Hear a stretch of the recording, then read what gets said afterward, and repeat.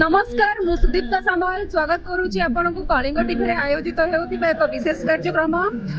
Reporter दीदी को Kalinga TV आज मत गोटे दिन रिपोर्टर दीदी भाव में कार्य कर सुजोग कलिंग टीवी को धन्यवाद जनाऊँगी। 5 दिन धरी महिमा साधु सत मान द्वारा एक यज्ञ अनुष्ठित होता है जो ये पेंठ बेलाभूमि समुद्र लंघी आसुथिबारु सुरक्षा निमंते साधु सत मैंने 5 दिन धरी यज्ञ करि आसतु एठार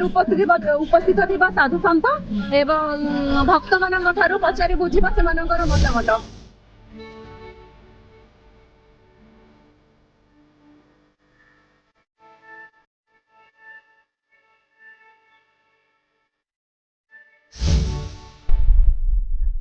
देखी मोर छोट बेलार कथा कहछि पिला दिनर कथा कहछि आम बापा जेजे माने कहती ये धर्म जे नेछि तांको परिवार कोनसु तांको परिवेश कोनसु सब क्षेत्र में समान उन्नत लाभ कर जो कलदीप राज्य जो समुद्र गर्भ चलीगला लोक मैंने बाबांकर परामर्श नहीं बाबा से 48 मसीह महिमा यज्ञ गृहाहुति यज्ञ आरंभ करते जहाँ पेंठ समुद्र कूल प्रत वर्ष यही समय दोल पूर्णिमा पूर्व अनुष्ठित हो दोल पूर्णिमा को शेष हुए।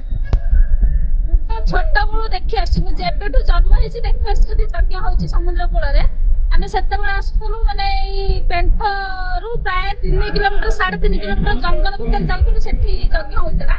एबे तो समुद्र जंगल सब खाई सारी पाख गला आम आसुचु आ प्रति वर्ष आसे।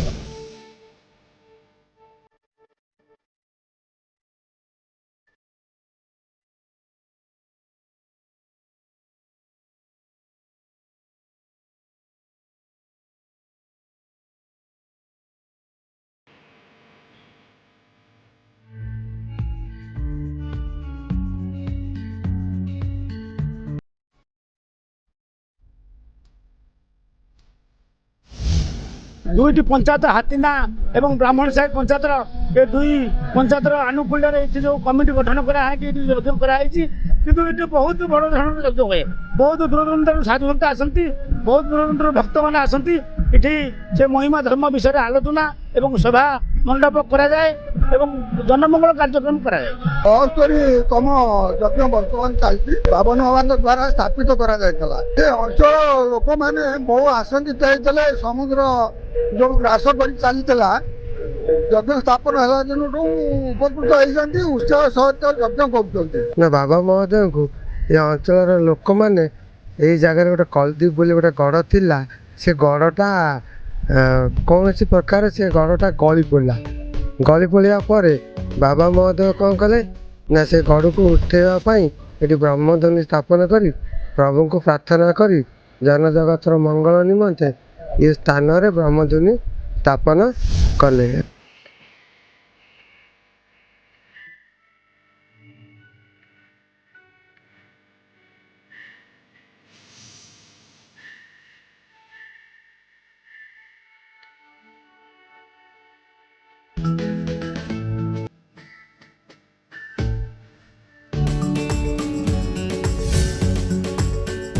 आपण माने शुणुथिले महिमा धर्मर महात्म्य विषय रे किपरि लोक माने आध्यात्मिकता को विश्वास करी एठारे प्रति वर्ष एही समय एठारे यज्ञ होता है। राजनगर रु रिपोर्टर दौड़ गोविंद